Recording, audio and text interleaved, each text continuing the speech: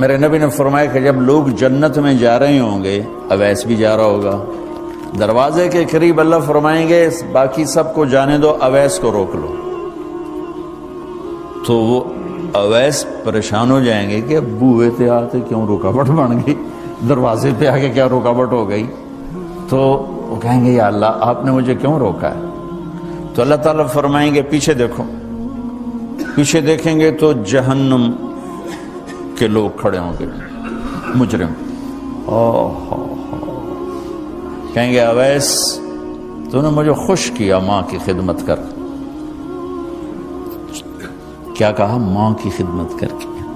جو بیچاری مائیں ذلیل ہو رہی ہیں، یہاں زیادہ ہوتی ہیں، پاکستان میں کم ہوتی، پر ہوتی وہاں بھی ہیں۔ اسی سفر میں کتنی ماؤں کے اتنے اتنے پرچے آئے کہ میرا بیٹا شراب پیتا اور پھر مجھے گالیاں نکالتا۔ بھر گئے میری جیبیں پرچوں سے، کیونکہ مستورات بھی بیان میں آتی تھی، تو کوئی ہر بیان میں کوئی نہ کوئی پرچہ آیا کہ میرا بچہ مجھے گالیاں نکالتا ہے، شراب پیتا ہے، زنا کرتا ہے، پھر مجھے گالیاں نکالتا ہے۔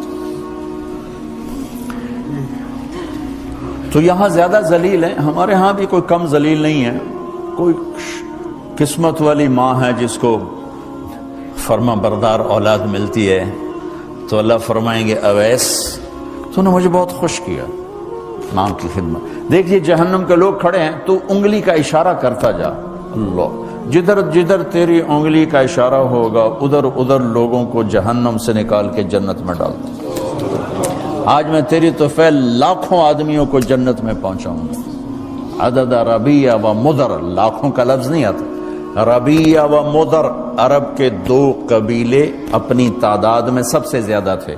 تو اللہ تعالیٰ کہیں گے اویس آج تیری طفیل جتنا ربیہ اور مدر دو بڑے قبیلوں کے لوگ ہیں، اتنے مجرم آج تیری طفیل جنت میں ڈال دوں۔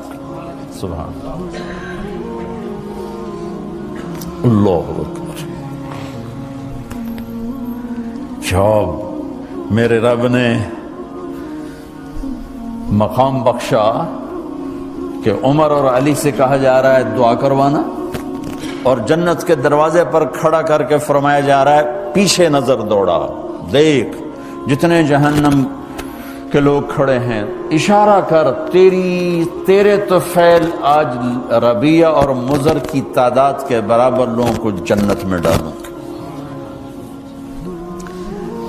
ایک اور واقعہ بھی سناتا ہوں۔ آپ نے فرمایا میں آج رات جنت میں گیا۔ ایک تو معراج ہے جو جاگتے ہوئے، خواب میں تو بہت دفعہ ہوا، آج رات میں جنت میں گیا، میں نے آواز سنی قرآن کی تلاوت۔ میں نے پوچھا یہ کون تلاوت کر رہا ہے؟ ان کا جی یہ حارثہ بن نعمان ہے۔ تو آپ نے کہا حارثہ بن نعمان، وہ تو مدینے بیٹھا ہے۔ دیکھو آپ کو سنانے کے لیے مائک لگا ہوا ہے اوپر، تھوڑے سے لوگ آپ، اور حارثہ کی آواز جنت میں جا رہی ہے اور وہ مدینے بیٹھے ہوئے ہیں، 7 آسمان پار کر کے آواز جا رہی ہے۔ وہ کیسے پوری جنت میں اس کی آواز کیوں آ رہی ہے؟ کہ یا رسول اللہ انہوں نے ماں کی ایسی خدمت کی ہے کہ اللہ تعالیٰ نے خوش ہو کر کہا ہے حارثہ جب قرآن پڑھے ساری جنت کو سناؤ، ساری جنت کو سناؤ۔ اچھا کیسی خدمت کرتے تھے؟ ماں کی کیسی خدمت کرتے تھے؟ ان کے کپڑے بیوی سے نہیں دھلاتے تھے، خود دھوتے تھے۔ ہم لوگ اپنی بیویوں پہ ڈنڈا چڑھا کے کھڑے تھے، میری ماں دے کپڑے دو، میری ماں دی روٹی پکا، میری ماں نو چاہ بنا کے دے۔ آپ کی بیوی کے ذمے آپ کی ماں کی خدمت نہیں ہے، میرے ذمے میری ماں کی خدمت ہے۔ میری بیوی کے ذمے میرے باپ کی خدمت نہیں ہے، میری ماں کی خدمت نہیں ہے، میری بہن بھائیوں کی خدمت نہیں ہے۔ لیکن یہ بر صغیر کے معاشرے کا ظلم ہے کہ آنے والی بچی ٹکڑے ٹکڑے ہو جاتی، پس کے رہ جاتی، اور ایک ظلم و ستم کی چکی میں وہ قیمہ بن جاتا۔ ساس کا ظلم، سسر کا ظلم، خامد کی بہنوں کا ظلم، بھائیوں کا ظلم، تانے بولیاں۔ اس بیچاری نے بچے کیا پالنے ہیں، وہ تو روتے روتے زندگی گزار دیتی۔ میرے ذمہ ہے ماں کی خدمت، میری بیوی کے ذمہ نہیں ہے۔ پوچھو مفتیوں سے، ماں کے لیے کیا کرتے تھے؟ سالن خود بناتے تھے، آٹا گوندتے تھے، روٹی پکاتے تھے، پھر تھالی میں پلیٹ میں رکھ کر ماں کو سامنے بٹھا کر خود کھلاتے تھے، کھلاتے بھی خود، اور ماں کو تیل لگاتے، کنگھی کرتے، جوئیں نکالتے۔ اور کبھی اماں کوئی کام کہہ دیتی اور سمجھ میں نہیں آیا تو یہ نہیں کہتے تھے ماں جی کیا جائے، اپنی بیوی کو باہر بلا کر کہتے ماں جی نے کیا کہا ہے مجھے سمجھ میں نہیں آیا۔ ایک دفعہ موسیٰ علیہ السلام نے پوچھا یا اللہ میرا جنت کا ساتھی کون ہے؟ تو موسیٰ علیہ السلام نے فرمایا فلاں قصائی تیرا جنت کا ساتھی۔ تو موسیٰ علیہ السلام تھوڑا سوچ میں پڑ گئے کہ قصائی تے موسیٰ دا جوڑ کے میں بہ گئے، فلاں مجاہد، فلاں عالم، فلاں ولی اللہ وہ تیرا جنت کا ساتھی، قصائی تیرا ساتھی۔ تو موسیٰ علیہ السلام نے پتہ پوچھا اور پہنچ گئے۔ تو وہ گوشت کی دکانوں میں ایک دکان اس کے بھی تھے، وہ بٹھا چوکڑی مار کے تو اپنا ویچی جاندہ تھے، ٹکی جاندہ ہے۔ کوئی موسیٰ علیہ السلام کو اسپیشل چیز نظر نہیں آئی۔ جب شام کو وہ چلنے لگا، جب وہ اس کا گوشت ختم ہو گیا تو اس نے ایک ٹوٹا تھیلے میں ڈالا اور چل پڑا، موسیٰ علیہ السلام بھی ساتھ چل پڑے۔ وہ گھر پہنچا تو موسیٰ علیہ السلام نے کہا میں آ جاؤں؟ کہا جی آ جاؤ۔ اس نے وہاں جا کے کیا کیا، بوٹیاں بنا کے ہانڈی چڑھا تھی، پھر آٹا نکال کے گوندھا، اس کو نرم ہونے رکھ دیا، سالن تیار کیا، پھر روٹی تیار کی، ٹرے میں رکھا۔ ایک عورت اس طرح پڑی تھی، اس کو جا کے ہلایا، ماں جی، آنکھ کھولی، ایک ہاتھ سے اٹھایا، سہارا دیا، دوسرے ہاتھ سے نوالے بنا بنا کے کھلاتا رہا، کھلاتا رہا، کھلاتا رہا۔ تو اس نے یوں سر ہلایا کہ مطلب میری بس۔ تو اس کا منہ صاف کیا اور اس کو سہارا دے کے لٹانے لگا تو کچھ بڑبڑائی۔ موسیٰ علیہ السلام ذرا فاصلے پر تھے، سن نہیں سکے کیا کہا۔ موسیٰ علیہ السلام نے فرمایا میرے بھائی یہ کون ہے؟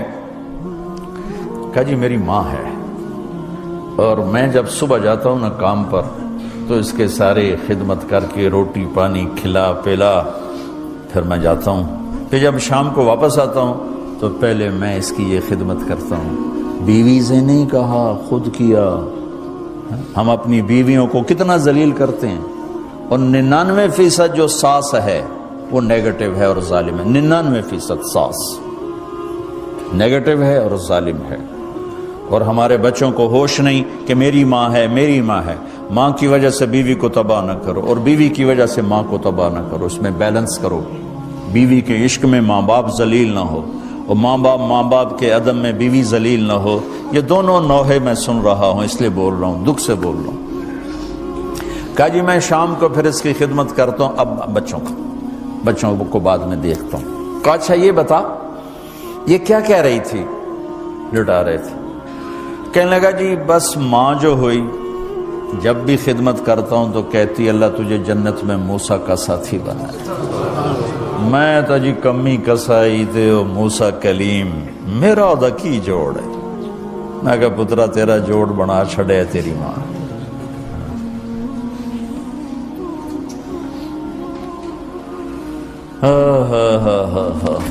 ماں باپ زندہ ہیں دعا لو، فوت ہو گئے ان کی قبروں پہ جایا کرو، وہاں بیٹھ کے قرآن پڑھا کرو۔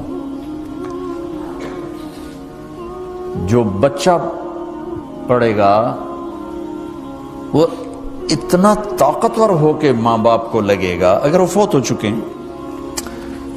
زندہ ہیں دعا لو، مر گئے ہیں ان کے لیے ان کی قبر پہ نہیں جا سکتے ہو، یہاں کی زندگی بہت تیز ہے، کبھی تو جایا کرو، کسی ویکنڈ پہ چلے جایا کرو، کسی اتوار پہ چلے جایا کرو، کسی ہفتے کو چلے جایا کرو، مہینے بعد 2 مہینے بعد، سال میں ایک دفعہ سے، کہ یہ ان کا حق ہے، ان کا حق ہے۔ اور ابن القیم رحمۃ اللہ علیہ نے ایک واقعہ لکھا ہے کہ عبداللہ بن مطرف رحمۃ اللہ علیہ نے خواب دیکھا کہ قبریں پھٹیں اور لوگ نکلے اور کوئی چیز ایسے اٹھا رہے ہیں، ایسے اٹھا رہے ہیں، ایسے اٹھا رہے ہیں۔ ایک آدمی نکلا اور جا کر ایک درخت سے ٹیک لگا کے بیٹھ گیا۔ یہ اس کے پاس جا کر کہتے ہیں بھئی آپ کون لوگ ہو؟ وہ کہتے ہیں ہم ایمان والے ہیں۔ کہ یہ کیا ہو رہا ہے؟ کہ جو رشتہ دار ثواب بھیجتے ہیں یہ وہ اکٹھا کر لیں۔ کہ تم کیوں نہیں اکٹھا کر رہے ہو؟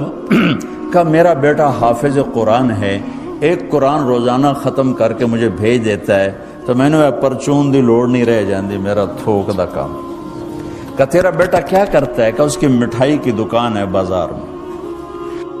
آنکھ کھل گئی، صبح ہوئی تو پہنچ گئے، بازار کھلا، دیکھا تو ایک نوجوان بیٹھا ہوا اور مٹھائی بیچ رہا اور ہونٹ ہل رہے ہیں۔ پہلے اس کو نہ چیک کرتے رہے، پھر اس کے پاس آئے، بیٹا تیرا نام کیا ہے؟ وہی نام تھا جو خواب میں سنا۔ یہ کیا پڑھ رہے ہو؟ کہ جو قرآن پڑھ رہا ہوں۔ کتنا پڑھتے ہو؟ ایک ختم روزانہ پڑھتے ہو۔ کیا کرتے ہو؟ کہ والد کو ایصال ثواب کرتا ہوں۔ کیا اتنی مشقت کیوں اٹھاتے ہو؟ کہ وہ میرے لیے بہت کچھ چھوڑ گیا، میں چاہتا ہوں میں بھی اس کے لیے کچھ حصہ بنتا رہوں۔ تو یہ والدین کے حقوق میں سے ہے کہ اگر وہ چلے گئے ہیں ان کے لیے ایصال ثواب